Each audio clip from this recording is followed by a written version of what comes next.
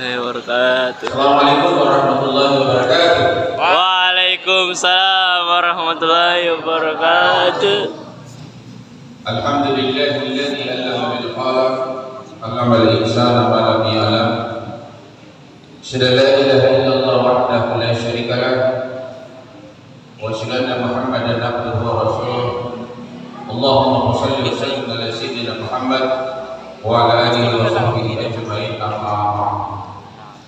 Syukur alhamdulillah pada pagi hari ini senantiasa kita memuji Allah Subhanahu wa taala karena kita masih dapat melangkahkan kaki kita untuk hadir di masjid kita ini dengan satu tujuan adalah mendekatkan diri kita kepada Allah Subhanahu wa taala dengan melaksanakan salat duha secara berjamaah, dilanjutkan dengan zikir dan juga mendengarkan ceramah.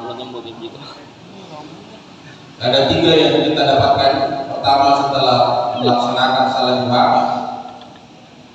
kedua, mendengarkan ceramah dan salat duha, lanjutkan dengan zikir yang mana dijelaskan di dalam Al-Quran tentang pentingnya berzikir, pentingnya melaksanakan yang sunnah-sunnah. Itulah yang sebenarnya kita punya. Jadi semua amal ibadah yang sunnah itulah yang kita punya. Sedangkan semua yang wajib itu adalah kewajiban yang wajib dilaksanakan. Ketika kita tinggalkan, sudah jelas kita berdosa. Dan yang sunnah adalah ketika kita kerjakan mendapat pahala, dan ketika kita tidak kerjakan tidak berdosa. Itulah sunnah. Tetapi ketika kita tidak kerjakan, apa yang kita mendapatkan? Jangan bahwa tidak berdosa tapi kita laksanakan karena tidak ada di hukum yang kena kita. Tapi itu yang kita punya. Perbanyaklah melakukan suatu amaliyah, termasuk zikir, bersalawat, salat duha, baca Quran. Itulah yang kita dapatkan. Sedangkan perintah di dalam berzikir, Allah Subhanahu wa taala menegaskan mulai ayat pertama turun menyuruh kita untuk berzikir. Iqra bismi rabbika. Kita disuruh membaca bismi rabbika.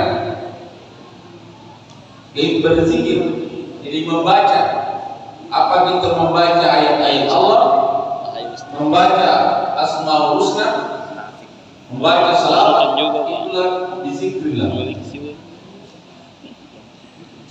Anak sekalian yang sama dimuliakan oleh Allah, walaupun saya selalu mengajak, saya lihat adalah yang paling malas melaksanakan salat sunnah, baik sebelum duhur dan sesudahnya. Karena kita ini duhur dan sesudah duhur, qabliyah dan ba'diyah. Jarang sekali anak sekalian yang mau melaksanakan salat sunnah. Yang saya tahu jangan sampai dia tidak tahu salat sunnah. Jadi biasakan anak-anak sekalian untuk melaksanakan yang namanya salat sunnah. Kalau dari sekarang masih muda dan malas, apa lagi yang bisa lakukan? Nanti sudah tua. Kalau sudah tua, sudah banyak penyakitnya. Mungkin sudah tidak bisa lagi datang di masjid, sudah tidak bisa lagi melaksanakan yang sunnah-sunnah. Jangan yang sunnah, yang wajib saja mungkin dilaksanakan. Karena sudah banyak penyakitnya. Olehnya selama kita diberikan kesehatan oleh Allah, pergunakan kesehatan itu. Sebelum kesehatan kekuatan Allah Subhanahu wa taala mengambil. Salah satu orang yang tidak dapat mensyukuri nikmat Allah adalah orang yang diberikan kesehatan, kekuatan oleh Allah, tetapi dia tidak dapat mempergunakannya.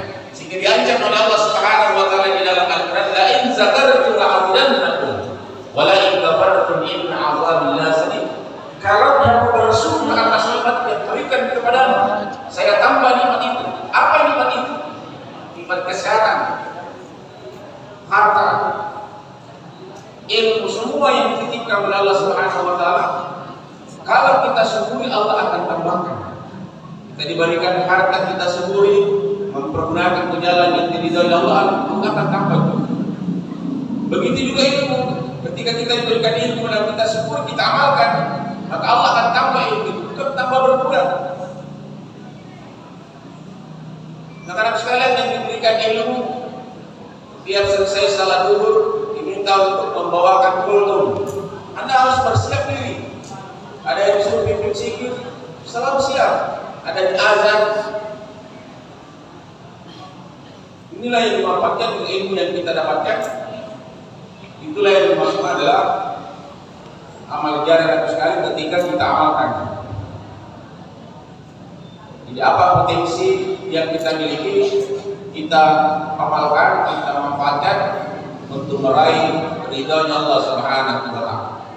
Inilah yang saya sampaikan kepada sekalian, untuk jangan jadikan ibadah sebagai beban, tapi jadikanlah ibadah itu apapun namanya untuk meraih ridha Allah, apapun namanya yang namanya amalnya itu, jadikanlah bagian dari hidup kita. Jangan dijadikan beban.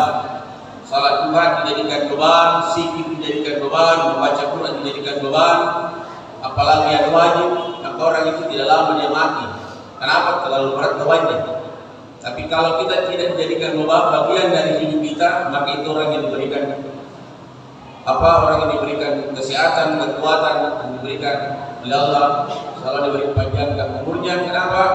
Karena dia selalu ringan dalam hidup dan kehidupannya. Jadi apapun yang kita lakukan untuk meraih Allah, jangan dijadikan beban, tapi jadikanlah sebagai bagian dari hidup kita. Demikian, Allahumma Assalamualaikum warahmatullahi wabarakatuh.